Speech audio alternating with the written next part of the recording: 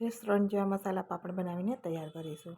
તો એના માટે મેં અહીંયા મરચું, કાકડી, ટમેટાં, ધાણા અને લીંબુ લીધું છે અને તમે અહીંયા ડુંગળી પણ ઝીણી સમારીને લઈ શકો છો. બધા શાકભાજીને એકદમ ઝીણા ઝીણા સમારી અને બાઉલની અંદર ટ્રાન્સફર કરી દઈશું અને એની અંદર અત્યારે મસાલા નથી કરવાના, અત્યારે પાણી છોડશે તો પાપડ છે ફટાફટ ઢીલો થઈ જશે. તો હવે એને સાઈડમાં રાખી મિક્સ કરી અને હવે મસાલો તૈયાર કરીશું. તો સંચળ નાખીશું 1 ચમચી, તીખાની ભૂકી, શેકેલા જીરાનો પાવડર, મીઠું અને લાલ મરચું નાખી અને બધું જ વસ્તુ આપણે એકદમ સરસ રીતે મિક્સ કરી દેવાની છે અને તેલમાં આપણે અડદના પાપડ છે એ તળી લઈશું.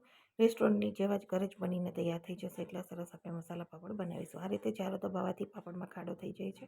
તો તમે આ રીતે બધા જ પાપડ આપણે તળી અને તૈયાર કરી લેવાના છે. તો મેં અહીંયા બધા પાપડ છે એ તળીને તૈયાર કરી લીધા છે. જ્યારે પાપડ આપણે જમવા બેસવાનું હોય, સર્વ કરવાના હોય ત્યારે જ તમારે મસાલા પાપડ બનાવવાના, ત્યાં સુધી પાપડ છે એ તળીને થપ્પા કરીને રાખી દેવાના. તો પાપડ છે પ્લેટમાં રાખી દઈશું અને બધું શાકભાજી છે પાપડની ઉપર ભભરાવી દેવાનું. તો તમે ડુંગળી હોય તો ડુંગળી પણ અહીંયા તમારી રીતે ભભરાવી દેવાની. તો શાકભાજી વધારે ઓછું જેટલું પસંદ હોય એ પ્રમાણે તમે અહીંયા નાખી શકો છો.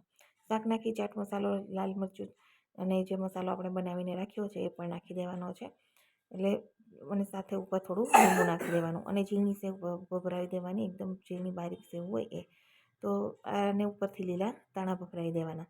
તો આ રીતે તમે મસાલા પાપડ એકદમ ટેસ્ટી એવો ઘરે જ બનાવીને તૈયાર કરીશો અને ફટાફટ બનીને તૈયાર થઈ જાય છે. જ્યારે જમવાનું હોય ત્યારે આ રીતે સર્વ કરી દેવાનું. ઉપરથી જે મસાલો બનાવ્યો છે લાલ મરચું અને ચાટ મસાલો આટલું વસ્તુ છીડકવાની છે. જલજીરા પણ તમે નાખી શકો, તેનો ટેસ્ટ પણ સારો લાગે છે. તો મસાલા પાપડ આપણા રેડી થઈ ગયા છે. મારો વિડીયો પસંદ આવ્યો તો મારી ચેનલને સબસ્ક્રાઈબ જરૂરથી કરી દેજો અને વિડીયોને લાઇક અને શેર કરવાનું બિલકુલ ભૂલતા નહીં. તો રેસ્ટોરન્ટ જેવા જ ઘરે પાપડ બનીને તૈયાર થઈ જાય છે. તૈયાર છે આપણા મસાલા પાપડ. યુટ્યુબ ઉપર ફૂલ વિડીયો અવેલેબલ છે.